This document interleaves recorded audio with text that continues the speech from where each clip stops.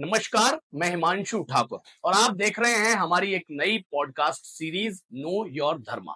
जी हाँ, know your धर्मा के पिछले पॉडकास्ट में हमने गीता के प्रथम अध्याय के बारे में विस्तार से चर्चा की थी और आज गीता के दूसरे अध्याय को लेकर के चर्चा और विचार विमर्श करने के लिए हम एक नया अध्याय लेकर के आए हैं।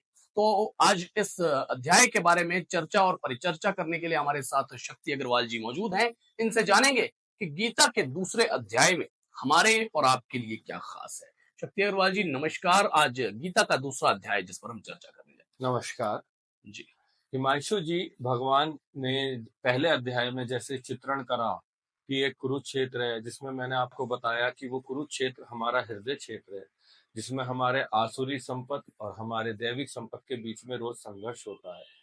वही संघर्ष के बारे में उन्होंने बताया कि जब एक अर्जुन को विकार आ गए, तो अर्जुन के दिमाग में बहुत सारे प्रश्न उत्पन्न होने लगे, तो उन्होंने श्री कृष्ण से कहा कि मैं इस युद्ध करने के लिए सक्षम नहीं हूँ और मुझे युद्ध करने में मन नहीं। तब उसने इस श्री कृष्ण को कहा, श्री कृष्ण ने, कि नहीं, ऐसा नहीं है। ये जिस तरीके से आप समझ रहे हैं, एक इसी संसारिक युद्ध है, जबकि जो आपको आत्मा अजर अमर है उसके बारे में उन्होंने दूसरे अध्याय में बताया। जी। अच्छा, अर्जुन को युद्ध लड़ने से डर था। मन में जो डर था उसके प्रति श्री कृष्ण ने अर्जुन को जो ज्ञान दिया वो ज्ञान क्या था उसके बारे में? ऐसा है, जब अर्जुन युद्ध लड़ने के लिए जाता है तो वो सांसारिक युद्ध और मानसिक युद्ध को एक समझता है। जी वो ये समझता है कि जो मेरे आगे कौरव खड़े थे, उसमें गुरु द्रोणाचार्य थे, भीष्म पितामह थे, ये मेरे गुरुजन हैं, मेरे अपने हैं। मुझे इन्हें मारकर क्या प्राप्त होगा? मैं वन संकट का संकार बनूंगा, मैं अपने कुल नाशक बनूंगा। उसने इस तरीके के कुछ सवाल उठाए, जिसको सुनने के बाद श्री कृष्ण को यह ज्ञात हुआ कि इसका अभी ज्ञान जो है अधूरा है। ये अभी क्षत्रिय श्रेणी का साधक है, इसका पूर्ण पांडित्य नहीं हुआ है, बातें अच्छी कर लेता है परंतु है। तब उसको वो विचरण करके इस पूरे 18 अध्याय में गीता का सार समझाते हैं कि जिसको तू युद्ध समझ रहा है, ये युद्ध जो है वो युद्ध नहीं है। इनको मार के या इनको पैदा होने से हमारे परिवार का या हमारे इसका कोई अनिश्चय नहीं होने वाला है। अगर हमें इस जीवन मरण के मृत्यु से पार जाना है तो हमें एक अलग माध्यम से, एक अलग तरीके से विजय प्राप्त करनी पड़ेगी, जिसके लिए हमें सबसे पहले अपने मन को जीतना पड़ेगा। एक अलग तरीके से विजय प्राप्त करनी पड़ेगी। अब वो क्या अलग तरीका जिसके बारे में भगवान ने अर्जुन को बताया? देखिए, जो गीता इसलिए हम सबके लिए बनी है कि जो एक आम भाषा में हम लोग उसे समझते हैं, गीता उससे बहुत ऊपर है। हम उसे ये समझते हैं कि उन्होंने, भगवान श्री कृष्ण ने युद्ध में खड़े होकर उसे ज्ञान दिया। उन्होंने उन्हें बताया कि जो वन संकट है, वर्ण संकट, नपुंसकता, पुरुषार्थ, बोले इसका जो हम आम भाषा में चित्रण करते हैं वो हम अपने परिवार और अपने उससे करते हैं। जबकि अगर एक तत्वदर्शी, जिसने परमात्मा को जाना हो, जिसने देखा हो, जो श्री कृष्ण खुद थे, उन्होंने कहा अगर मुझे मेरे जैसा बनना है तो तुझे इन सबसे ऊपर उठना पड़ेगा। तुझे धीरे धीरे एक नियंत्रण करने वाली प्रक्रिया, जिसका नाम कर्म है, जिसे निष्काम कर्म बोलते हैं, ज्ञान मार्ग या सन्मार्ग पे चल के उसे पाना होगा। और बोले ये जो सिरेचर विकार हैं, ये सब तेरे मानसिक द्वंद है। जो सच्चाई है, जो सनातन है, वो आत्मा है। आत्मा पे विजय प्राप्त करने के लिए आत्मा परमात्मा के मिलन से ही तेरा इस जीवन चरण के मृत्यु से मोक्ष हो जाएगा। जब मोक्ष प्राप्त हो जाएगा तो तू भी मेरे जैसा बन जाएगा, जैसे कि मेरे से पूर्व में भी काफी तत्वदर्शी हुए हैं। तो श्री कृष्ण एक साधक थे। श्री कृष्ण ने गीता का ज्ञान जो दिया, वो अपनी पूजा के लिए नहीं दिया, वो निराकार परमात्मा के लिए दिया, कि जिसको चल के श्री कृष्ण ने उसको पाया था, उसी तरीके से जो उस श्रेणी में आएगा उसमें आप भी पा सकते हैं। अच्छा, नपुंसकता और पुरुषार्थ ये दो अलग अलग बिंदु हैं, लेकिन गीता के दूसरे अध्याय में जो है नपुंसकता और पुरुषार्थ इन दोनों की कुछ अलग प्रकार की परिभाषा है, जरा उसके बारे में भी बताएं। जब विकार द्वारा अर्जुन को यह ज्ञात हुआ तो उन्होंने भगवान श्री कृष्ण से कहा कि मैं अपने गुरुजनों को मारकर नपुंसकता की तरफ जाऊंगा, मेरे परिवार में वर्ण संकर हो जाएगा, हमारे में कुल क्षेम होगा। तो उन्होंने श्री कृष्ण से ज्ञान दिया कि बेटा, जिस पुरुषार्थ को तू समझ रहा है कि इन मार को पुरुषार्थ होगा, ये पुरुषार्थ नहीं है। सन्मार्ग पे चल के ज्ञान मार्ग द्वारा परमात्मा को प्राप्त करना ही सही पुरुषार्थ है। जब आप पौरुष्य का कार्य कर रहे हैं, हम आम भाषा में जैसे कोई किसानी कर रहा है, कोई व्यापार कर रहा है, आप पत्रकारिता कर रहे हो, ये पुरुषार्थ नहीं है, ये एक आपका सांसारिक कार्य है। असली पुरुषार्थ है कि हम सन्मार्ग पे चलें और आत्मा को परमात्मा से मिलाएं। उस पुरुषार्थ की परिभाषा को सही पुरुषार्थ कहा गया है, ना कि हम किसी का वर्ण संकर, किसी का परिवार का नष्ट हो जाएगा, उसके बच्चे नहीं होंगे तो उसको हम ये समझ रहे हैं कि हमारे परिवार का कुल क्षेम हो जाएगा, आगे परिवार नहीं बढ़ेगा, क्योंकि आत्मा ही अजर अमर है। आत्मा द्वारा ही हम पुरुषार्थ, जो सही पुरुषार्थ है वो। अच्छा, आज के समय में सनातन की परिभाषा हर एक व्यक्ति के लिए अलग अलग है। मैं सुनता हूं अक्सर कि भाई धर्म नष्ट हो जाएगा, हम ये करेंगे तो धर्म नष्ट हो जाएगा, हम ये करेंगे तो धर्म भ्रष्ट हो जाएगा, हम नॉनवेज खाएंगे तो धर्म भ्रष्ट हो जाएगा, हम किसी नीची जाति के व्यक्ति से मिल लेंगे, इंटरेक्शन कर लेंगे तो धर्म भ्रष्ट हो जाएगा। इस पर क्या गीता कहती है कि धर्म आखिर कब और कैसे भ्रष्ट होता है? बहुत आपने अच्छा सवाल पूछा। यही एक आज के तारीख की जरूरत भी है। जैसे कुरीतियों को हम समझते हैं, जो आज हमारे समय में विद्यमान है, वो हमारे से पूर्व में भी विद्यमान थी। वो भगवान राम के समय में भी थी, वो भगवान कृष्ण के समय में भी थी। तो एक एक कुरीति है जो भगवान श्री कृष्ण ने कहा कि आत्मा ही अजर अमर है, आत्मा ही सही सनातन है। अगर हम आत्मा और परमात्मा के मिलन को जो समझते हैं वो ही सनातन है।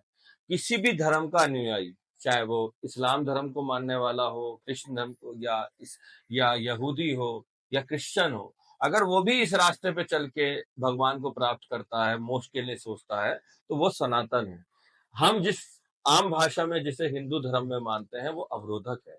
उन्होंने खुद कहा है कि मैं एक तत्वदर्शी हूँ, मेरे से पूर्व में भी तत्वदर्शी हुए हैं। भगवान को सच्ची आंखों से देखना ही, परमात्मा को जानना ही तत्वदर्शी है। उस तक जाने की पूरी प्रक्रिया का नाम सनातन है, ना कि हम जो आम भाषा में लोग समझते हैं वो सनातन है। उन्होंने दूसरे अध्याय के 23वें श्लोक में कहा है, नैनम छिंदति शस्त्राणी, न नैनम दहति पावका, न चैनम कलेन्द्यापो, न शोष्यति मारुका। अर्जुन, इस आत्मा को न शस्त्र काट सकते, न अग्नि से जला सकती, न जल इसे गीला कर सकता और ना वायु से सुखा सकती। इट मीन्स ये कंटिन्यूस चलने वाली एक चेन है। इसमें आप और मैं जैसे जो साधक हैं वो अपना शरीर बदल रहे हैं, आत्मा हमारी जिंदा रहेगी हमेशा। जैसे हम एक कपड़े त्याग के दूसरा नवीन वस्त्र धारण कर लेते हैं, इसी तरीके के एक जीवन चरण के मृत्यु के बाद हमें दूसरी आत्मा दूसरे शरीर में प्रवेश कर जाती है, वो नया शरीर धारण कर लेती है। परंतु अगर आपको आत्मा के इस चरमन को मर्द करना है, तो आपको सन्मार्ग पे चलते हुए भगवान के पास जाना है। तो वो परमात्मा के मिलने की प्रक्रिया का नाम ही सही धर्म का रास्ता सनातन है। सनातन कहता है कि मृत्यु के बाद मोक्ष का द्वार खुलता है, मृत्यु के बाद का जो अध्याय है वो मोक्ष का अध्याय है। लेकिन वही विज्ञान कहता है कि मृत्यु के बाद इंसानी जीवन का या फिर किसी भी जीव का जो जीवन अध्याय है वो समाप्त हो जाता है, मृत्यु हुई उसके बाद कुछ नहीं। इस पर क्या कहते हैं? ये एक नए प्रश्न को आपने उद्गत किया है। ये बहुत विस्तृत प्रश्न है। अगर सही मायने में हम समझे, तो जब मैंने अभी आपको पिछले क्वेश्चन में बताया आंसर में कि हम इस जीवन चरण में जब कपड़े बदल रहे हैं, तो ऐसी हमारी आत्मा नवीन वस्त्र धारण कर रही है, नई आत्मा में प्रवेश कर रही है।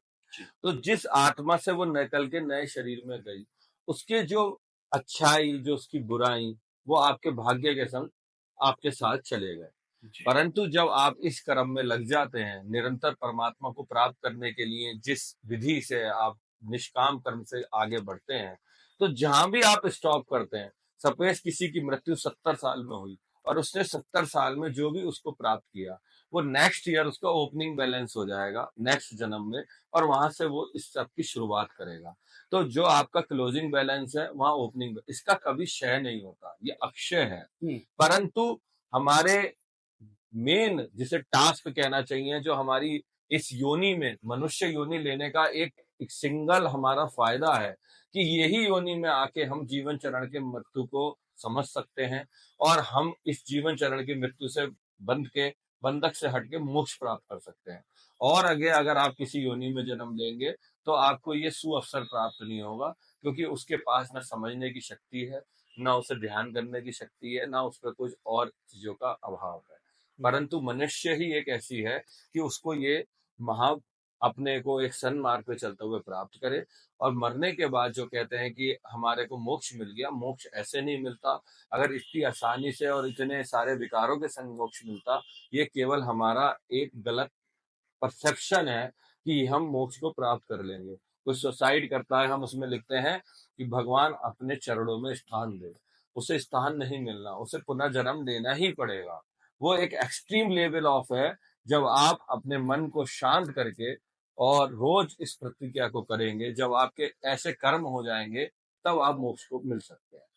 चलिए, फिलहाल हमने गीता के दूसरे अध्याय के तमाम प्रमुख बिंदुओं पर चर्चा की है, लेकिन अब आज के इस गीता के दूसरे अध्याय का प्रमुख सार क्या है, इसके बारे में इस दूसरे दूसरे अध्याय में भगवान श्री कृष्ण का सार ऐसे समझे कि हम जिस मन पे विजय पाने के लिए, अगर हमारे कर्म सही होंगे तो पहले हमें मन को जीतना पड़ेगा।